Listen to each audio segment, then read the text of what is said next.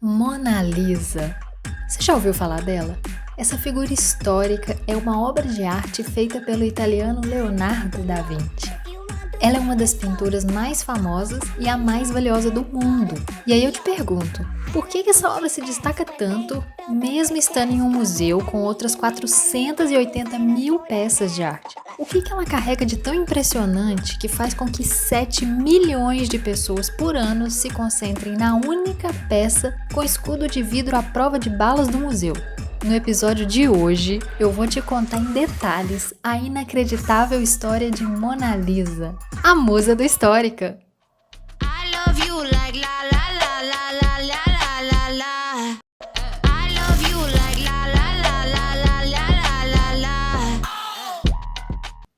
Nossa história começa em 1503. Estamos no século XVI, período do Renascimento. Aquele período de transição entre a Idade Média e a Idade Moderna, sabe? Onde a Igreja Católica medieval, com seus dogmas teocêntricos como Deus no centro do universo, começa a perder força e as pessoas começam a defender e valorizar mais o ser humano, a ciência e o racionalismo. Pois bem, nessa época, Leonardo da Vinci iniciava aquela que seria sua obra mais famosa, a Mona Lisa. Quem foi Mona Lisa? Muito se especula com relação à verdadeira identidade de Mona Lisa. Quem seria essa mulher misteriosa que serviu de modelo para Leonardo? As roupas usadas pela moça mostram que ela não pertencia à nobreza não, ela era apenas uma jovem burguesa. Mas quem seria essa enigmática mulher afinal? Já que no início do século XVI era extremamente raro retratar uma mulher que não fosse uma princesa ou uma rainha. Pois bem, historiadores acreditam que esse desenho pode ter sido o esboço inicial que Da Vinci usou para pintar Mona Lisa. São várias as teorias de quem seria Mona Lisa afinal, mas eu vou te contar as 4 principais e mais interessantes. Primeira teoria. A primeira hipótese é defendida por uma cientista, chamada Lilian Schwartz, que sugere que Mona Lisa é na verdade um autorretrato de Leonardo da Vinci, porém vestido de mulher. Segundo Lilian, quando se compara digitalmente o possível autorretrato de Leonardo com a mulher do quadro, verifica-se que as características dos rostos se alinham perfeitamente. O que você acha? Parece mesmo? Os críticos dessa teoria afirmam que são parecidos simplesmente pelo fato de terem sido pintados pela mesma pessoa. Segunda teoria. A segunda teoria, feita por uma historiadora alemã, afirma que a mulher retratada é na verdade Isabel de Aragão, a duquesa de Milão, para quem Leonardo da Vinci trabalhou como pintor da corte por 11 anos. Ela se baseia no padrão do vestido verde escuro de Mona Lisa, que, segundo esse estudo, é típico de um membro da família da duquesa, e que essa obra seria o primeiro retrato oficial da nova duquesa de Milão, e teria sido pintado no inverno ou verão de mais ou menos 1489. A historiadora compara retratos de Isabel de Aragão e conclui que a semelhança com a Mona Lisa é evidente. O que você acha? Terceira teoria. Bem, já a historiadora Carla Gori defende uma terceira hipótese. Segundo a historiadora, a modelo de Da Vinci seria Bianca Giovanna Sforza, esposa de Galeazzo Sanseverino, amigo e patrono de Leonardo. Para ela, a obra teria sido pintada em Bobbio, uma pequena cidade no norte da Itália. Segundo a pesquisadora, a paisagem retratada no quadro é a vista do castelo Malaspina d'Auvergne. Ela compara detalhes do quadro com a paisagem da cidade de Bobbio, como por exemplo essa ponte que está no ombro de Mona Lisa, seria a Ponte Gobbo. Aponta também o rio Trebbia e sua curva, que coincide com o córrego representado à direita de Mona Lisa. As montanhas ao fundo, que são semelhantes ao relevo do Vale Titone, e a montanha Pietra Parcelliara, que fica nessa região. É difícil negar a semelhança dessas imagens, viu? Pra mim parece demais. Quarta teoria. Agora, se você não acredita em nenhuma dessas teorias que eu te falei, a quarta hipótese é a mais aceita pelos historiadores até hoje. Acredita-se que Leonardo da Vinci teria pintado, na verdade, Lisa Gherardini, nascida em Florença e que tinha 24 anos quando o quadro começou a ser pintado. Lisa era mulher de Francesco del Giocondo, mercador italiano, que encomendou um retrato de sua esposa para decorar a sala de jantar. Aparentemente, Lisa tinha acabado de ser mãe, e o retrato foi solicitado como uma forma de comemoração da recente maternidade. Esse fato gera mais credibilidade a essa teoria, sabia? Já que recentemente, uma equipe de pesquisa do Canadá fez um estudo do quadro, por meio de scanners e laser. E nesse estudo, eles projetaram uma imagem em 3D de como seria a Mona Lisa. Essa técnica revelou que a mulher do quadro usava um véu, típico de mulheres grávidas do século XVI, o que poderia indicar tanto que ela estava grávida ou então tinha acabado de dar à luz há pouco tempo. Ou seja, essa revelação bate com a história de Lisa Gherardini, nossa quarta teoria. Reza a lenda que Leonardo teria atrasado quase 3 anos para entregar esse quadro para Francesco del Giocondo. Dizem que Leonardo da Vinci teria uma certa fama de procrastinar e atrasar suas entregas. Para da Vinci, a Mona Lisa não estaria ainda completamente finalizada. Ele era um perfeccionista. Enfim, Francesco del Giocondo ficou bravíssimo com o atraso, como não poderia ser diferente, e recusou receber e pagar pela obra, acredita? Acabou que Leonardo da Vinci ficou com ela no seu ateliê. Aparentemente, a Mona Lisa não é só a queridinha das pessoas que visitam o Louvre, não. Ela também é a queridinha de Da Vinci, que leva ela consigo em todos os lugares que ele ia. Outra razão também podia ser o fato dele ainda a considerar inacabada.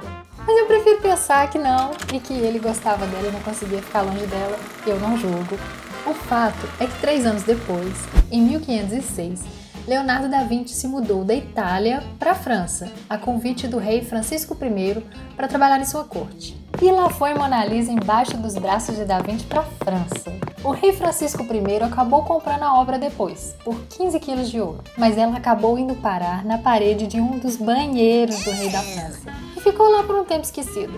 No final do século XVIII, a Mona Lisa decorou os aposentos do Napoleão Bonaparte. Acontece que ele era apaixonado pela obra e durante seu império ele manteve a coitadinha aprisionada em seu quarto no Palácio das Tulherias em Paris. Finalmente, no século XIX, Mona Lisa foi incorporada ao acervo do Louvre em Paris. Mas ela não tinha o destaque que ela tem hoje não. Ela era uma peça famosa, mas nada comparada com o sucesso que ela tem hoje. Você deve estar se perguntando o que aconteceu para ela ser tão famosa. Eu te explico. A Mona Lisa ficou popular depois que foi roubada. O rapto de Mona Lisa.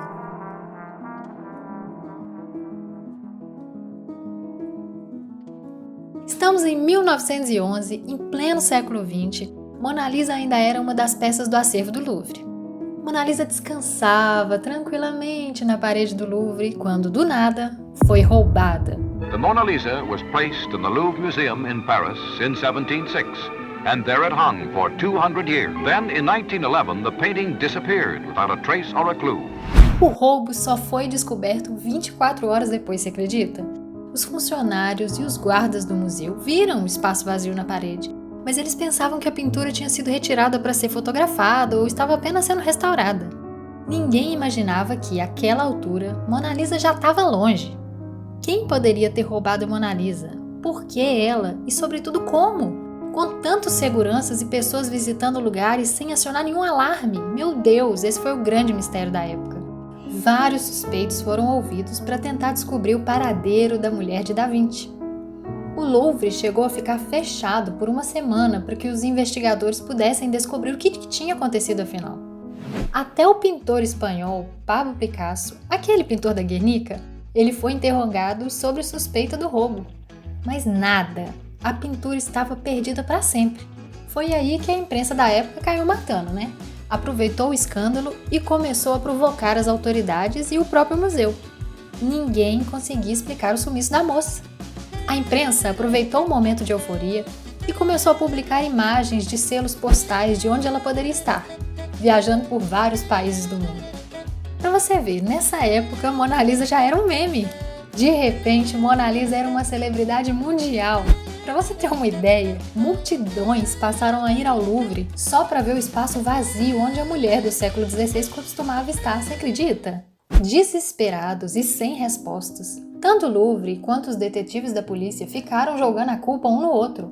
A polícia francesa culpava o Louvre por negligência na segurança e o Louvre ridicularizava as autoridades policiais porque não conseguiam encontrar as pistas e prender o culpado do roubo. Só sei que esse mistério levou mais de 2 anos para ser resolvido. Somente em 12 de dezembro de 1913, um negociante de arte chamado Alfredo Geri recebeu uma carta de um homem que alegou ter a pintura. Após verificar a autenticidade da obra, Geri contatou imediatamente a polícia que, aliviada, finalmente prendeu o culpado.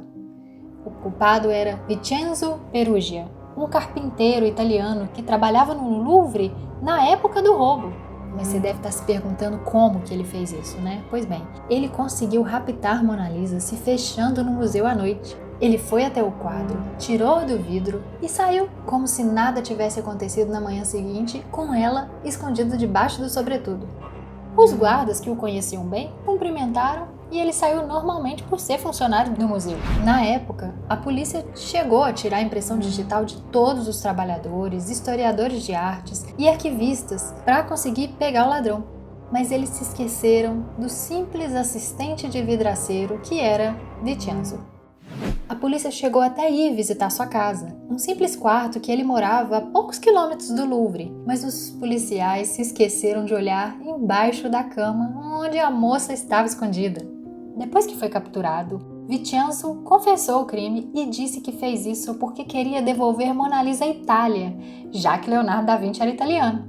Mas ele estava mal informado, uma vez que o rei da França já tinha comprado a obra anteriormente. Mas mesmo com sua atitude questionável, Vincenzo recebeu na cela da prisão inúmeras cartas de gratidão, doces e presentes de italianos agradecidos que viram nele um mito, um herói, é mole? A vida depois da fama. Depois que Mona Lisa foi devolvida ao Louvre, aí sua fama já era absurda. Ela havia se tornado uma sensação da noite para o dia e se tornar a obra de arte mais famosa do mundo. Mas nem tudo na fama é bom, né? A fama para ela trouxe diversos ataques. Em 1956, para você ter uma ideia, jogaram ácido nela, o que causou um pequeno dano no cotovelo esquerdo da Mona Lisa. No mesmo ano, um boliviano jogou uma pedra contra a obra, estragando parte da sombra do olho esquerdo dela. E em agosto de 2009, uma mulher russa, indignada por não ter conseguido cidadania francesa, jogou uma xícara contra o quadro. Só que dessa vez a pintura não foi danificada não, pois a obra já estava protegida por um vidro à prova de balas, ainda bem, né? Recentemente, ela foi atacada por um ativista climático, que estava em uma cadeira de rodas e usava uma peruca. Ele lançou uma torta em direção ao quadro. Ele foi imediatamente retirado pelos seguranças. Hoje, a Mona Lisa é cuidada como uma rainha. Ela é mantida sob temperatura e umidade estritamente controlada para conservar sua pintura. Ela possui ar-condicionado embutido e aproximadamente 4 kg de gel de sílica que absorve rapidamente a umidade do ar.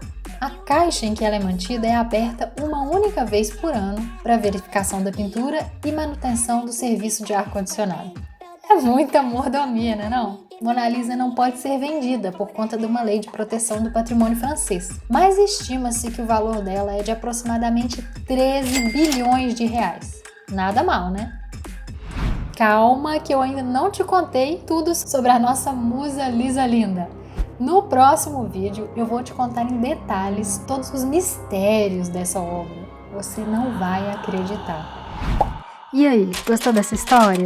Não esquece de deixar aqui nos comentários quem é a próxima mulher histórica que merece ser eternizada aqui no canal. Um beijo e até a próxima!